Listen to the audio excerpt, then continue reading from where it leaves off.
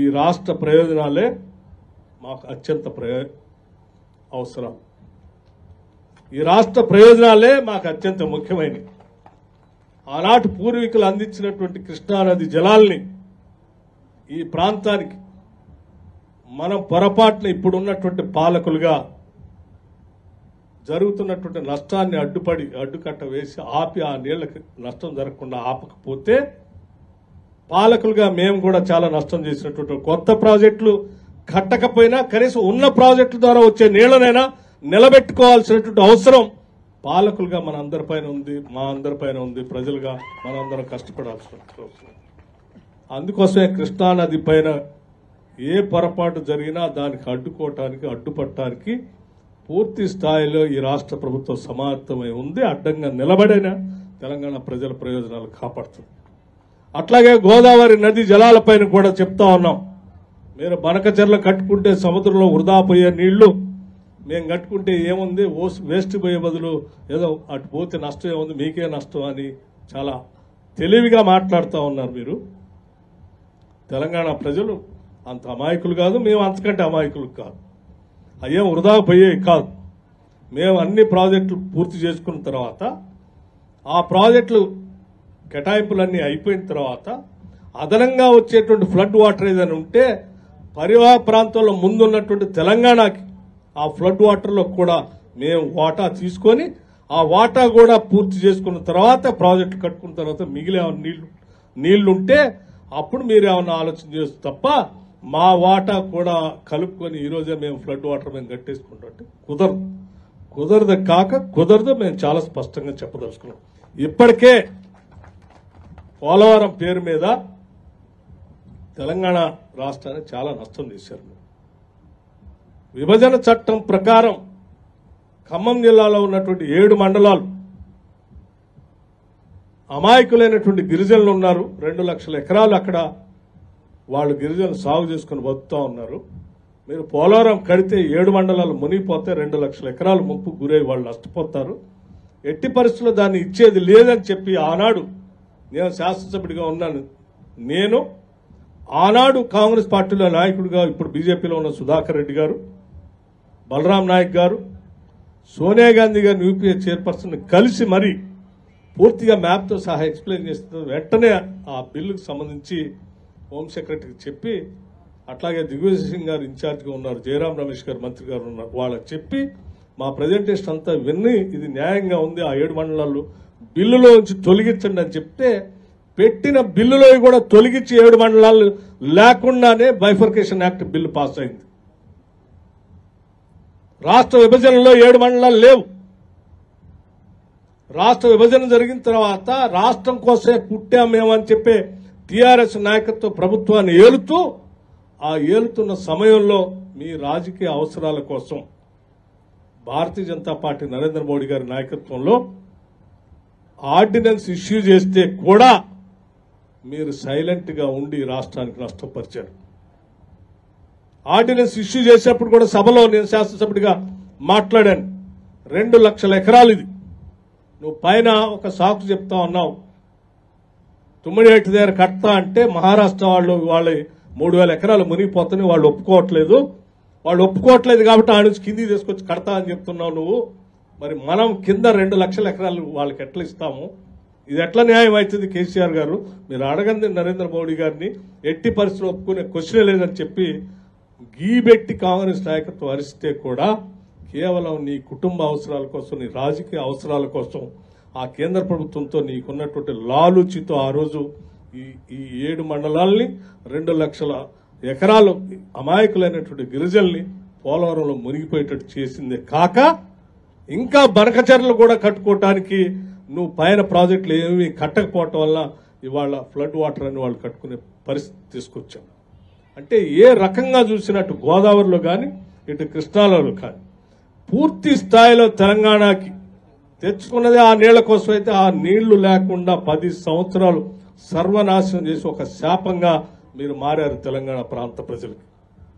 ఇవాళ మీరు శాపగ్రస్తులుగా మీరు ఈరోజు తెలంగాణకి భారంగా మారితే ఇవాళ కాంగ్రెస్ పార్టీ తెలంగాణ ప్రజల ప్రయోజనాలు అర్థం చేసుకొని అటు గోదావరి నది పైన ఇటు కృష్ణా నది పైన ప్రజల అవసరాల కోసం గట్టిగా నిటారుగా నిలబడైనా కొట్లాడటానికి ఈ ప్రభుత్వం సిద్ధంగా ఉంది. ఒక్క చుక్క నీళ్లను కూడా తెలంగాణ ప్రజలకు పోకుండా రాకుండా అటు కింద పంపించే పరిస్థితి ఉత్పన్నం కానే కాదు. ఈ విషయాలన్నీ చాలా స్పష్టంగా ప్రజలకు వివరించాలని మీ అందరికీ చెప్తా ఉన్నాను. ఎందుకంటే మనం టేలెండ్లో ఉన్నాం. సాగర్ జలాలకి 2వ జోన్లో ఉన్న మనం టేలెండ్లో ఉన్నాం.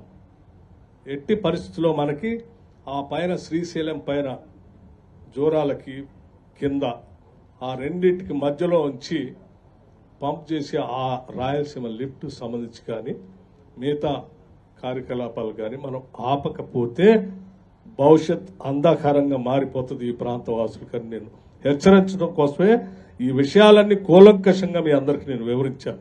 గతంలో వివరించాను. ఇప్పుడు కూడా పాలకులుగా మేమంతా పోరాటం చేస్తాం.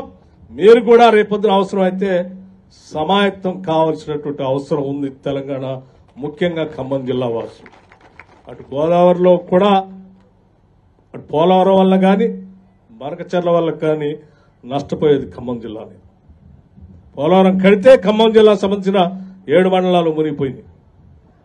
ఆడపైన రాయలసీమ లిఫ్ట్ ఇరిగేషన్ కడితే 2nd జూన్లో ఉన్నటువంటి కృష్ణానది జలాలు రాకుండా పోతా ఉన్నాయి.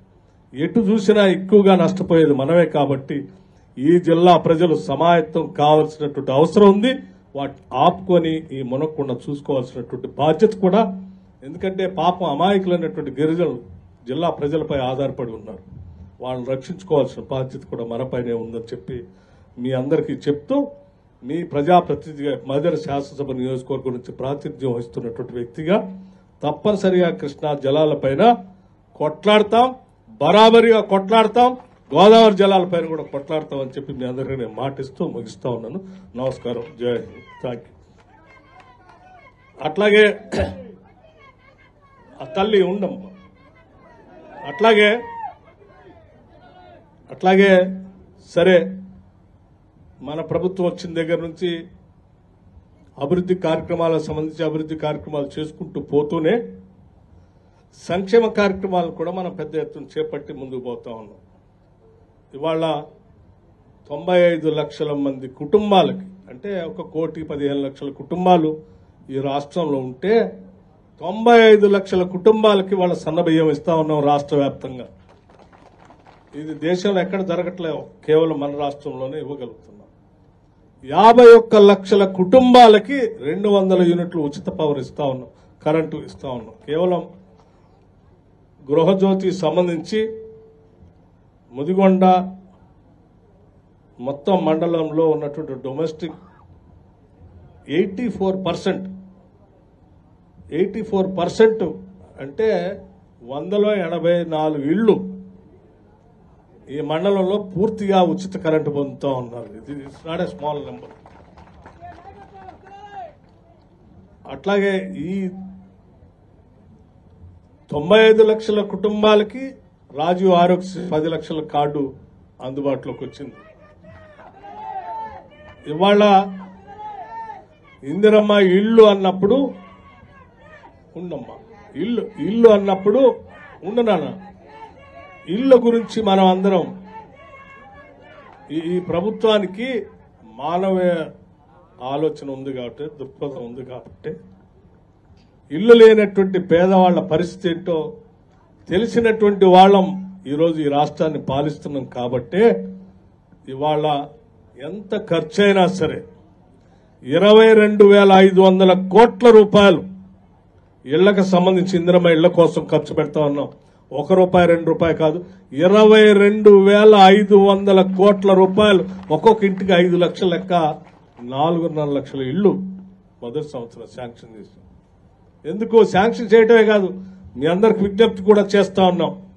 ఏదో శాంక్షన్ చేసి వదిలేస్తున్నారంటే కాకుండా అధికారులతో మేమే ఒత్తిడి చేపిస్తున్నాం. తొందరగా